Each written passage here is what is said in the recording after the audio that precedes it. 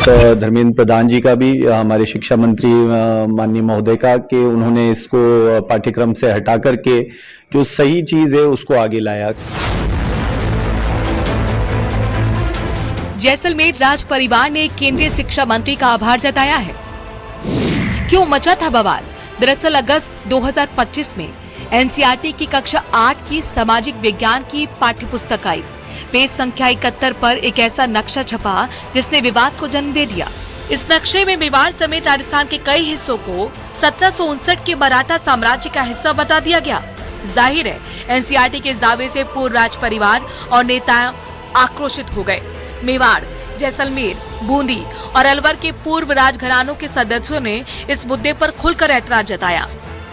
साथ ही केंद्रीय शिक्षा मंत्री धर्मेंद्र प्रधान से तुरंत हस्तक्षेप की मांग की है। ये विवाद तब उठा जब एक पुस्तक के अंदर मराठाओं द्वारा दिखाया गया कि पूरे राजस्थान पर उनका चौथ वसूली और राज था, और उसमें जैसलमेर को भी उसका भाग दिखाया गया। तो प्रेसिडेंट महारावल साहब ने ये बात सभी के संज्ञान में लाई, मेरे भी संज्ञान में आई। तो हम लोगों ने सभी ने इस बात का विरोध किया कि कभी भी मराठाओं के अधीन जैसलमेर नहीं रहा, नहीं कभी हमने कोई चौथ। ठाकुर विक्रम सिंह नाचना का दावा है कि जैसलमेर रियासत कभी भी मराठा साम्राज्य का हिस्सा नहीं रही। उन्होंने कहा कि हमारे पास ऐतिहासिक दस्तावेज, अभिलेख और लोक कथाएं हैं जो इस बात की पुष्टि करते हैं कि मराठाओं ने जैसलमेर में कभी कोई हस्तक्षेप नहीं किया। जैसलमेर के इतिहास बहुत ही अत्यंत गौरवशाली, यहाँ उत्तर का ये सबसे महत्वपूर्ण एक पश्चिम छोर पर क्षेत्र रहा, एक राज्य रहा, एक तरीके से कंट्री था पहले, और बहुत ही महत्वपूर्ण कृष्ण वंश की पहली सीट है। हर तरीके से बड़ा महत्वपूर्ण राज्य था। तो उसके अंदर ये त्रुटि थी, तो त्रुटि को संज्ञान में लिया गया और अब उसे पाठ्यक्रम से हटा दिया गया, जो कि बिल्कुल सही है। वैसे ये पहला मौका नहीं था जब एनसीईआरटी के किताबों में तथ्यात्मक गलतियों को लेकर सवाल खड़े हुए थे। पहले भी कई बार किताबों में इतिहास से जुड़े विषयों पर विवाद हो चुका है। एक्सपर्ट्स का मानना है कि जब करोड़ों छात्र इन्हीं किताबों से शिक्षा पाते हैं तो उनकी विश्वसनीयता सबसे जरूरी हो जाती है। न्यूज़ 18 राजस्थान के लिए जैसलमेर से सावलदान रत्नू की रिपोर्ट। नफरत भरे माहौल पर चिंता जताई है। उन्होंने दिल्ली, वाराणसी समेत कई घटनाओं की चर्चा करते हुए बीजेपी पर नफरत फैलाने का आरोप लगाया। उन्होंने आरोप लगाया कि पिछले 10-12 सालों में, पिछले कुछ सालों में त्योहार की मूल भावना को कमजोर करने की कोशिश की जा रही है। उन्होंने ये भी कहा कि इम्तिहान की घड़ी है, क्या हम अपने धर्म को, अपनी सभ्यता को, अपनी विरासत को अपने देश के इन गुंडों के हाथों में सौंप देंगे। तो पवन खेड़ा ने बेहद बड़ा बयान दिया है और ये कहा है कि बीते 10 से 12 सालों में जानबूझ करके सामाजिक सौहार्द को यहां पर भड़काने की, उसको खराब करने की कोशिश की जा रही है बीजेपी पर। उन्होंने गंभीर आरोप लगाए। दिल्ली, वाराणसी समेत बीते दिनों जो कई जगह पर कई वारदातें सामने आई है, उसको लेकर के उन्होंने तंज कसा और कहा कि बीजेपी नेताओं में इस तरह की होड़ मची हुई कि कौन ज्यादा इस तरह की चीजों को दिखाता है। लेकिन पिछले 10-12 सालों में एक ऐसा माहौल बनाया जा रहा है जिसमें हनुमान जयंती हो तो साहब मस्जिद के बाहर नाचना है, बड़ा बड़ा डीजे बजा बजा के सताना है लोगों को। क्रिसमस हो तो चर्च में जाकर उत्पात मचाना है, तोड़फोड़ करनी है। ऐसा लगता है जैसे एक एंट्रेंस टेस्ट चल रहा है भाजपा का। जो जितनी हेट स्पीच इस्तेमाल करेगा, टोपी दाढ़ी वालों को सताएगा, लिंच करेगा, घटिया नारे लगाएगा, नफरती भाषा में बात करेगा, वो बीजेपी में उतना ही आगे बढ़ेगा। अभी कुछ दिन पहले होली थी, दिल्ली के उत्तम नगर में 2 लोगों में झगड़ा हुआ। तरुण नाम के व्यक्ति की हत्या हो गई, वो मर गया। उसके बाद आरएसएस और बीजेपी ने इस पूरे वाकये को इतना उग्र कर दिया, इतना सांप्रदायिक कर दिया कि आज दिल्ली की सड़कों पर जुलूस निकालते हुए लोग दिखते हैं कि साहब खूनी ईद होगी, मुसलमानों का सफाया कर दिया जाएगा, और दिल्ली पुलिस चुपचाप मूक दर्शक बनकर बैठी है। भाई किस चीज का इंतजार कर रहे हो? 2020 जैसा माहौल चाहते हो? फिर से दंगे हो? क्या चाहते हो आप? क्यों नहीं इनको रोकते? क्यों इस तरह के माहौल को बढ़ने दे रहे हो? वाराणसी में इफ्तार कर लिया। मेवाड़ राज परिवार की संपत्ति विवाद मामले में दिल्ली हाईकोर्ट के फैसले से पद्मजा कुमारी को बेहद बड़ा झटका लगा है। कोर्ट ने दरअसल लक्ष्य राज और पद्मजा के बीच चल रहे एक मामले में लेटर्स ऑफ एडमिनिस्ट्रेशन जारी करने की मांग को खारिज कर दिया। फैसले के बाद मेवाड़ पूर्व राज परिवार में खुशी का माहौल है। इस फैसले पर लक्ष्य राज सिंह मेवाड़ ने कहा है कि ये सत्य की जीत है। कानून और संविधान ने जो कार्य किया है, सच्चाई की जो है वो जीत हुई है। मैं यही कहूंगा, परमेश्वर जी महाराज श्री एकलिंगनाथ जी के चरणों के अंदर मैं दंडवत करते हुए ये कहता हूं कि सत्य में जयते है और सच्चाई जो है वो सामने आई।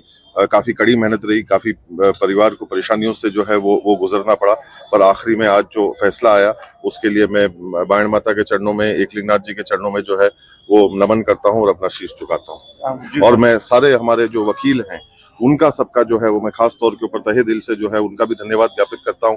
हमारी उदयपुर की काउंसिल, हमारे जोधपुर से जो वकील थे, हमारे बॉम्बे के जो वकील थे, हमारे दिल्ली के जो वकील थे, उन सब लोगों ने पूरी साहस के साथ में सच्चाई और ईमानदारी को से लड़ा और उनको सामने लेकर आए। तो मैं खास तौर पर मेरे पूरे वकीलों को भी जो है उनको भी मैं बहुत बहुत धन्यवाद देता हूँ। राजस्थान के किशनगढ़ में मार्बल मंडी का पुराना डंपिंग यार्ड अब स्नो यार्ड बनकर देश भर के पर्यटकों को आकर्षित कर रहा है। 320 बीघा में फैला यह इलाका दूर से बिल्कुल बर्फ की चादर जैसा दिखाई देता है और यही वजह है कि लोग इसे मिनी स्विट्जरलैंड भी कह रहे हैं। देखिए रिपोर्ट। राजस्थान का मिनी स्विट्जरलैंड, मार्बल स्लरी से बना स्नो यार्ड, डंपिंग यार्ड बना टूरिस्ट हॉटस्पॉट, सफेद चादर से ढका, सैलानियों से गुलजार, ये राजस्थान का मिनी स्विट्जरलैंड है। कभी मार्बल फैक्ट्रियों से निकलने वाली स्लरी का डंपिंग जोन रहा ये इलाका आज पर्यटन का बड़ा केंद्र बन चुका है। सफेद चादर जैसी दिखने वाली ये परत दरअसल मार्बल कटिंग से निकला वेस्ट मटेरियल है, जिसे वर्षों तक यहाँ जमा किया गया और अब यही जगह पर्यटकों के लिए खास बन गई है, जहाँ गर्मी में भी लोगों को बर्फ जैसा एहसास होता है। हर दिन करीब 1500 से 2000 पर्यटक यहाँ पहुँचते हैं, जबकि वीकेंड पर ये संख्या 3000 तक पहुँच जाती है। यहाँ कैंटीन, घुड़सवारी, राइडिंग और फोटोशूट जैसी सुविधाएं भी उपलब्ध हैं। काफ़ी अच्छा है, ऐसा इतना एक्सपेक्टेड तो नहीं था, बट यहाँ पर आकर काफ़ी अच्छा लग रहा है। न्यूज़ रील्स वगैरह में हमने देखा था, एक आध फ्रेंड्स ने बताया, कुछ मूवीज़ की भी यहाँ पर शूटिंग हुई है पता चला, तो यही सोचकर हम आए थे। यहाँ पर जो हम सोच के आए थे एग्जैक्टली वैसा ही है, बिल्कुल स्नो बैकग्राउंड आप देख सकते हो, एकदम बच्चों ने भी इंजॉय किया है। हमने यहाँ पर राइड ली है और it's a very beautiful place. Kishangarh marble association के मुताबिक किशनगढ़ अंतर्राष्ट्रीय स्तर की मार्बल मंडी है, जहां हजारों कटर मशीनों से रोजाना मार्बल प्रोसेस होता है। उसी से निकली स्लरी को यहां डंप किया गया था। सोशल मीडिया पर वायरल वीडियो और तस्वीरों ने इस जगह को नई पहचान दी। इसके बाद यहां रखरखाव और सुविधाओं को बेहतर किया गया और इसे स्नो यार्ड के रूप में विकसित किया गया। प्री वेडिंग शूट तो नेचुरली आती हैं और हिंदुस्तान के सारे स्टेट से आती हैं, यहाँ तक कि कश्मीर से भी आती हैं, गोवा से भी आती हैं, पूना से भी आती हैं, बम्बई से भी आती हैं, पंजाब से, सब जगह से आती हैं यहाँ पे प्री वेडिंग करने की। आज ये जगह सिर्फ घूमने के लिए ही नहीं, बल्कि film shooting, short film, music video और प्री वेडिंग शूट के लिए भी फेमस हो चुकी है। यहाँ तक कि हेलीपैड और पार्किंग जैसी व्यवस्थाएं भी तैयार की गई हैं। कभी वेस्ट मटेरियल का ढेर रहा ये डंपिंग यार्ड आज पर्यटन का बड़ा उदाहरण बन गया है, जहाँ लोग कम खर्च में स्विट्जरलैंड जैसा अनुभव ले रहे हैं। यहाँ पर न सिर्फ घुड़सवारी होती है, बल्कि कई बार जो है यहाँ पर ऊंट आते हैं और साथ ही यहाँ पर एक हेलीपैड भी बनाया गया है, जहाँ पर वेडिंग के दौरान हो या फिर वो शूटिंग हो, उस दौरान ये नज़ारा जो है पूरा कैद किया जाए। ड्रोन से जो है बड़ी संख्या में लोग यहाँ पर जो है वीडियो लेते हैं और वीडियो जो है यहाँ के काफ़ी वायरल जो है अलग अलग स्थानों पर होते दिखाई दे रहे हैं। लोगों के लिए ये मनमोहक दृश्य जो है वो बन जाता है, इसलिए यहाँ पर तस्वीर लेने के लिए बड़ी संख्या में जो लोग हैं वो पहुँच रहे हैं। कैमरा पर्सन कौशल सेन के साथ अशोक सिंह, न्यूज़ 18 अजमेर। बीकानेर के नोखा उपखंड के ग्राम माड़िया स्थित राजकीय उच्च माध्यमिक विद्यालय में परीक्षा के दौरान छात्रों के खुलेआम नकल करने का वीडियो सामने आया था। वीडियो वायरल हुआ, उसके बाद शिक्षा विभाग में हड़कंप मच गया। मामले को गंभीरता से लेते हुए माध्यमिक शिक्षा निदेशक ने इसे बड़ी लापरवाही मानते हुए जांच के आदेश दिए हैं। जांच में सामने आया कि परीक्षा के दौरान ड्यूटी पर तैनात टीचर अपनी जिम्मेदारी निभाने में उदासीन रहे। जब वहां पर एग्जाम चल रहे थे तो टीचर क्लास में थे ही नहीं। वहीं जांच रिपोर्ट के आधार पर जिला शिक्षा अधिकारी ने टीचर धापी मेघवाल को तत्काल प्रभाव से निलंबित कर दिया है और साथ ही निलंबन अवधि के दौरान उनका मुख्यालय पांचू निर्धारित किया गया है।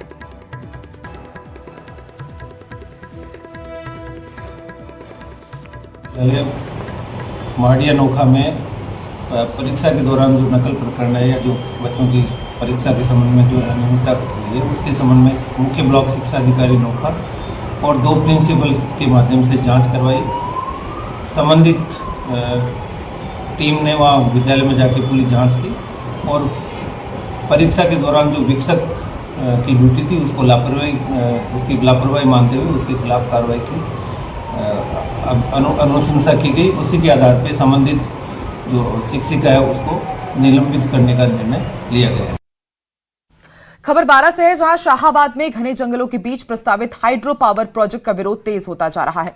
परियोजना के लिए करीब 1 लाख से अधिक पेड़ों की कटाई और निजी कंपनी को जमीन आवंटन के विरोध में अब जन आंदोलन का रूप दिखने लगा है। इसे लेकर हाड़ौती क्षेत्र के वन्यजीव प्रेमियों और पर्यावरण कार्यकर्ताओं ने जिला कलेक्ट्रेट पर जोरदार प्रदर्शन भी किया।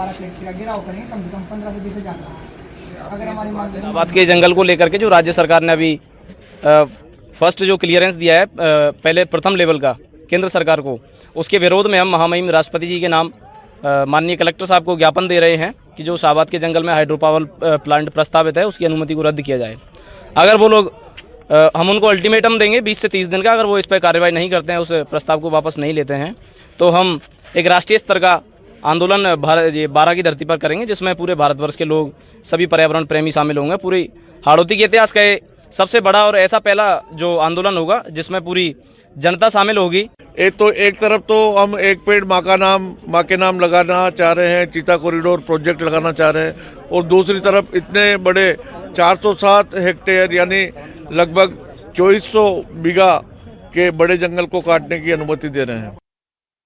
जोधपुर के बासनी से आज एक बेहद बड़ी खबर सामने आई, जहां एम्स अस्पताल गेट नंबर 3 के सामने डीएसटी की टीम ने छापेमार कार्रवाई की और मौके से 2,10,000 रुपए से ज्यादा बरामद किए। इस कार्रवाई में 10 लोगों को हिरासत में लिया गया है, जिनसे पूछताछ जारी है। इस मामले में माना जा रहा है कि और भी खुलासे हो सकते हैं।